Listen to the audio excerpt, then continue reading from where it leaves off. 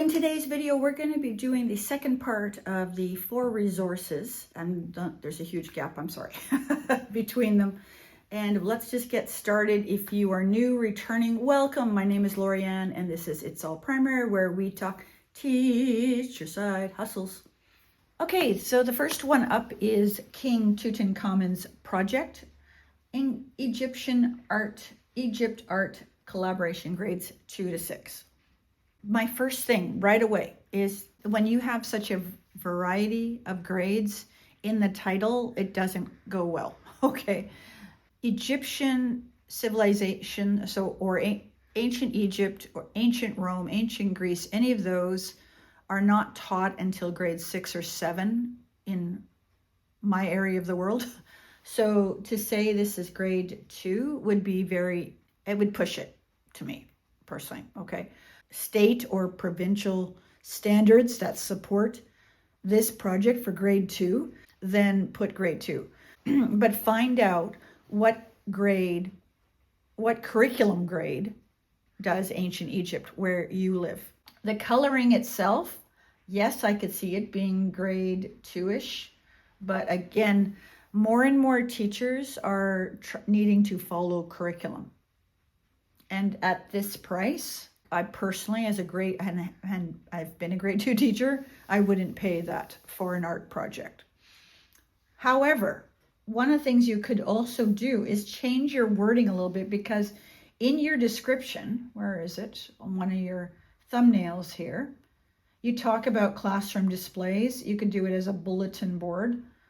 I would put that in your title. You've got it. I think you have enough room. Get rid of grades 2 to 6 and add bulletin display or classroom project or something like that. Be a little bit more specific in the title is basically what I'm saying. Many of these type of projects are between the $3 and $6 range. So I need to know why yours is $9.50. What makes yours different? Do you have teaching materials, or is it strictly a printing, or it's just printed and color, right? As an art project, it's overpriced. As a project that ties in ancient Egypt and other things, then yes, you can justify the $9.50. Let me know in the comments on the Facebook group whether you get views for this, but no sales. Because if you're getting views but no sales, many people are probably turning away because of the price. One of the things you have to be careful when you're pricing is I can see you've spent a lot of work on this, right? To create something like that. That to me takes a lot of work. Maybe it doesn't, but in my mind, that takes work. But the actual work itself for classroom might not, again, justify the cost. Sorry, I've got cats fighting right at my feet. With this collaboration, students are not going to have something to take home. It's a joint thing, which is a good thing. We like collaborative things, but I think the project itself is lovely. It would look great on a wall. I would change the title a little bit. And like I said, I'm not sure about the price. That's probably the one thing I'm just not totally sure about. Sorry. You've got on your subjects under your highlights, African history, social studies, and world history. In my part of the world, that's not grade 2. That's not even grade 4. So I would be looking towards grade 6 to 8. To me, down below, you need to have the curriculum that this will meet. This is where a lot of us are failing. I fail at this too. We need to support the curriculum. What curriculum is that meeting? So be very specific, and you put it right down at the bottom of your description. Your description looks good, but I would right underneath flexible use. And I know you've got this, you've got an ancient Egypt bundle. Your ancient Egypt bundle is probably middle school, because that's where it's taught. So I wouldn't advertise 2 to 6 for a coloring project. Okay, that's me just I'm pulling no punches. Okay. But it's lovely. I mean, and your thumbnails are really good. at that price. Collaborative coloring, you can't price in your effort. You got to think about how long will this take to create. Do you have a slideshow to go along with it that would help kids to understand, especially at the grade 2, if you want to keep those grades? What are you going to help specifically a new teacher to this type of work? What do you have as far as, because you got 21 page group task where everyone completes a section. Great. My suggestion would be to drop it down to 5. Then watch data to see if you're getting views, if you're getting sales, things like that. Just curious if you're getting views. Okay. Anyways, let me know on that one. All right, that's number 1. Okay, number 2 is the Valentine's Day 2 and 3 digit addition, subtraction with and without regrouping. Now, when this is, you can tell how long I've held this because it's not Valentine's Day anymore. This is now early March. This is a perfect example, okay, of a product that will sell for around Valentine's Day. In fact, I think I sent a message to this person, to Simply Elementary Stickers, and said, there's a lot of people looking at this right now. You will have buyers that are looking for last minute resources, something quick. And when it is worksheets like this is, the $2 to $3 price range is where you're going to sit. Okay, you could not sell this, even though addition, subtraction within 20, yours is higher than 20, yours is up to say 100, a couple hundred.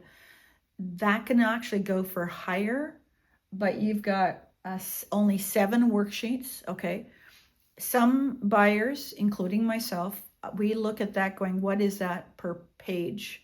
How much does that cost to me? So $3, that's 30 cents. The normal going, for a while there, the normal price range was 10 cents a page. So at 7 pages, this would have been $1. Okay, but you've added answer keys, so that brings up the price a little bit. But you couldn't, if you wanted to make this higher priced, you would have to add another feature, not more worksheets. You would need to add maybe a color by code type game, or a game that you could do for 2 and 3 digit adding and subtracting. Adding and subtracting 2 to 3 is a very competitive resource. So this product is absolutely fine the way it is. The price is right on. I suspect you will get sales for this. The challenge with this is to get it seen, because there is so many. And you've got a lot in your title, okay? Because you've got Valentine's Day math, perfect. 2 and 3 digit adding, subtraction without regrouping. It's a lot.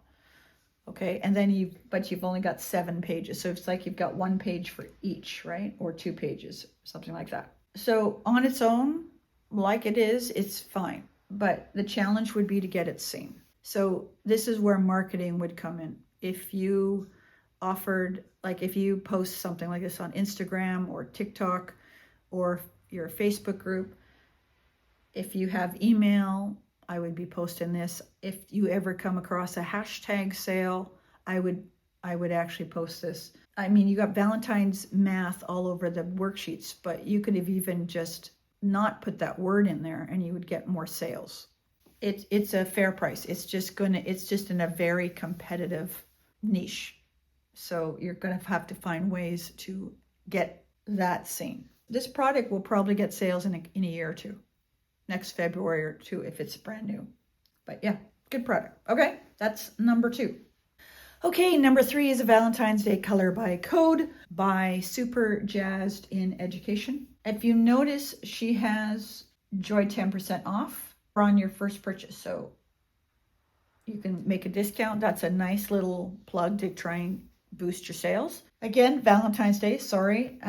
Now, these are worksheets K to 2. But she's using literacy as opposed to math. Again, because they're worksheets, There's 14 student pages, so they're doubled, and they are $3. It's interesting to compare the two resources we just looked at. The Valentine Math, the other one was 7 pages at $3, and this one is 14 pages by $3. And this one has UK or international spelling, which is appreciated, especially when you're doing literacy. We spell some words differently. Very nice thumbnails. So definitely worth $3. Okay, this is great. One of the things I would do just to make it interesting, and you could even maybe up the price, is would you consider doing mystery pictures? Because a lot of times with kids, because these, and I have these as well, when you do color by codes, it's very clear what the image is, right? So sometimes kids can guess the colors. But if you did a mystery picture, that would be good. But like I said, I do like your thumbnails, and it's nice and clear. Your titles are great, okay? You've included everything down below. Be careful with the when you've got all these Common Core, because you've posted 1, 2, 3. Ooh, okay. So here is where I would be careful. You are posting 1, 2, 3, 4, 16 learning standards. And you're saying, so basically what you're saying is that by me doing this resource, I will cover all those 16 resources and I don't have to worry about them again. Because that's the way teachers look at when you post curriculum standards. I would say don't do that. I would post no more than 2 to 4. Okay, even 1. If you know that your resource fully covers that learning outcome, fully, not partially, fully. Because when someone buys this and reviews it, that will be a question. Did it meet the learning standard? And if they say, well, you just lost ratings, okay? So be very careful with how many standards you post. But up 16 is way too many, okay? But $3, perfectly fine. And again, I would maybe even see if you can make yours stand out. This is a color by codes. Math and literacy are saturated. Well, they're definitely competitive, okay? So again, how do you get your wording such that people are looking at it? And they will look at it during Valentine's Day. But what about during the rest of the year? Can you remove the word Valentines? Because you don't have Valentines a whole lot. You could change it to heart theme during the rest of the year and then change it back to Valentine's in February. Something to consider, because you don't have it actually written on your worksheets based on what I can see. So that gives you a little bit of flexibility, okay? So that's number 3. Okay, last one. Number 4 is a middle school, factoring polynomials. Now, let me just say, the moment I saw the title or the cover, I thought AI could do that. Okay, so that's one thing you got to be careful about. You've got to make sure that your actual pages are not created in a way that AI could easily copy that and make them themselves, and yours do. Okay, this is one of our challenges now with AI. How do we make our pages look different? It's great that they're just, print and go, but they're too simple. They're very simplistic, and that is good and that's bad. That's good because teachers like simplistic. That's bad. AI can create that for free. So then your price point would be too high. So you've got to think about what can you actually do to this page to make it look different. Maybe what you could do is you could present the question slightly different. And I don't know, I'm not a middle school math. I did teach middle school math for a very short time. Maybe what I would do with these is add a pixel art project with them, so that when they pop, there's these templates you can buy that they're pixel art, where once they plug in the number, if they get it right, it shoots a color, so it's a bit digital.